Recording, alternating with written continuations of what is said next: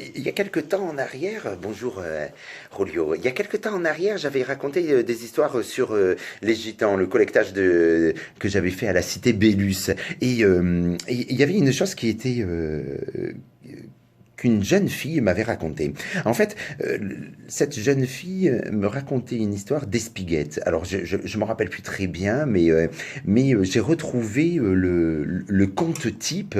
euh, qui parle de cette histoire et donc c'est une autre version, c'est pas la version qu'elle m'a dite, mais bon, voilà, c'est une histoire de mort-vivant.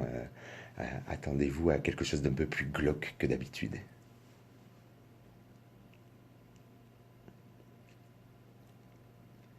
Il était une fois une jeune fille. Cette jeune fille, elle aimait, elle aimait manger la chair fraîche, la viande crue. Elle mangeait la viande, pas comme on fait maintenant, là, le tartare avec... non, non, elle prenait le steak comme ça et elle le mangeait en le mastiquant, en faisant saigner la, la chair. Et ça dégoulinait sur elle, et plus ça dégoulinait, plus ça lui plaisait. Elle aimait tout ce qui était sang et viande crue, si bien que tout le monde l'appelait la goulue. Personne ne l'aimait dans le village. Mais elle, que voulez-vous, elle vivait quand même là. Et elle continuait à manger sa viande crue. Un jour, ses parents, qui avaient plutôt peur d'elle, parce que en fait, elle avait quand même mauvais caractère, hein, c'était une adolescente à caractère difficile, on va dire.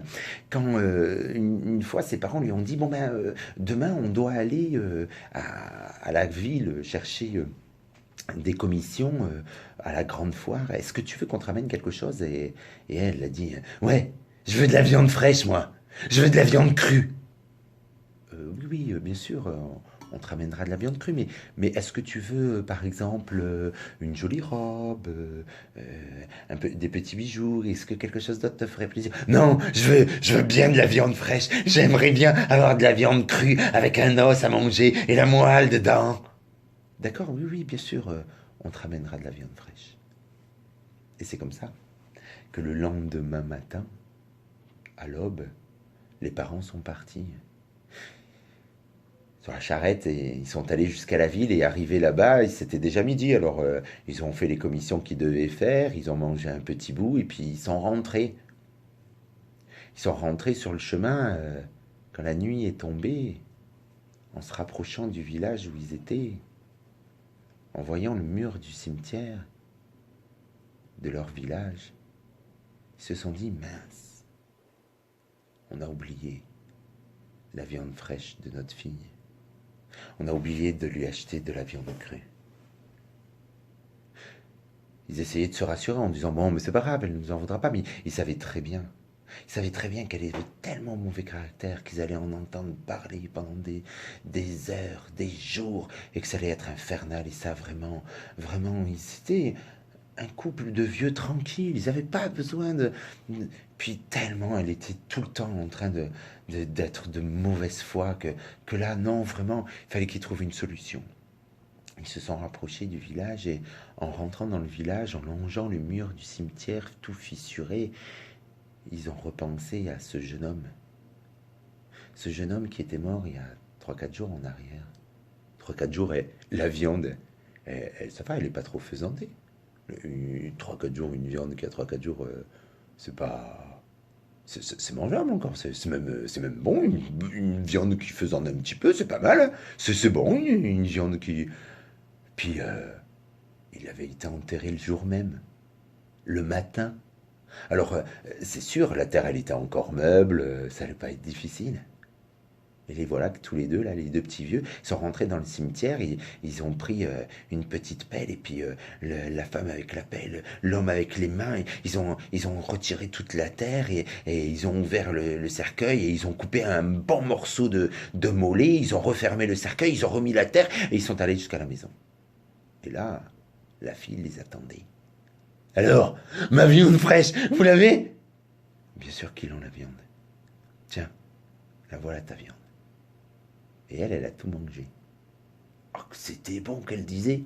Ah, une viande comme ça, j'en avais jamais mangé. Elle est bonne celle-là, elle est bonne. Ils ont tout mangé. Moi, je vous ai dit, hein, c'était une histoire un peu glauque, hein, un peu dégueu. Et donc, à ce moment-là, enfin, je vous dis pas tout, hein, je vous dis, si, je vous dis, si, je le dis. Bon, d'accord. Eh ben, et elle est même allée chercher dans l'os, là, dans la moelle la moelle qu'il y avait dans l'os, et elle aspirait la moelle comme ça. Et après avoir tout mangé, elle s'est couchée et elle s'est endormie. Sauf que à 11 heures du soir, 56 minutes et 56 secondes, elle a entendu: Rends-moi ma jambe. Rends-moi ma jambe. Elle s'est réveillée d'un bond.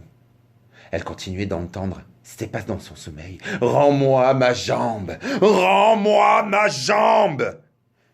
Elle s'est levée. Elle est vite allée chercher son père. Son père, il s'est réveillé, il a écouté. Lui, il n'entendait rien. Mais allez, papa, va voir, s'il te plaît. Va voir, il faut que tu ailles voir. Mais j'entends rien, ma fille, j'entends rien. Mais papa, mais t'es sourd comme un pot, je l'entends bien, il le dit, il m'appelle. Rends-moi ma jambe. Alors, il y est allé. Lui, il n'entendait rien, mais il y est allé. Il s'est levé, il a descendu les escaliers et il a commencé à faire le tour des pièces qu'il y avait en bas de la maison. Et il a fait toutes les pièces. Mais il n'y avait personne. Et sa fille, elle continuait d'entendre en haut des escaliers: Rends-moi ma jambe. Va voir dehors, papa, va voir dehors. Il a mis la main sur la porte d'entrée et il l'a ouverte.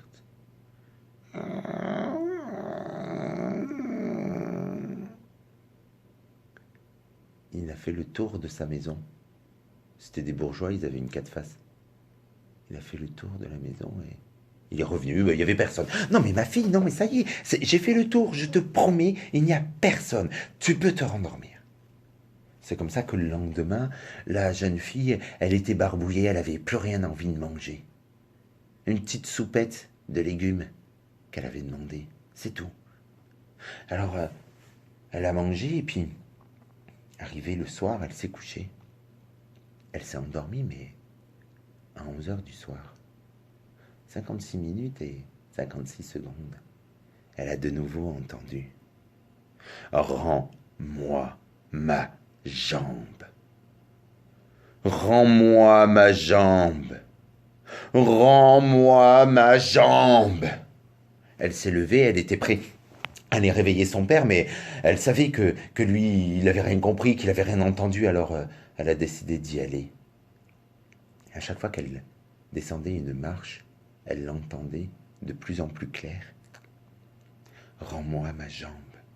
Rends-moi ma jambe. Elle est arrivée en bas de l'escalier, et là, la porte vitrée, sa porte d'entrée, elle a vu la silhouette d'un homme avec une jambe en moins. Elle a ouvert la porte.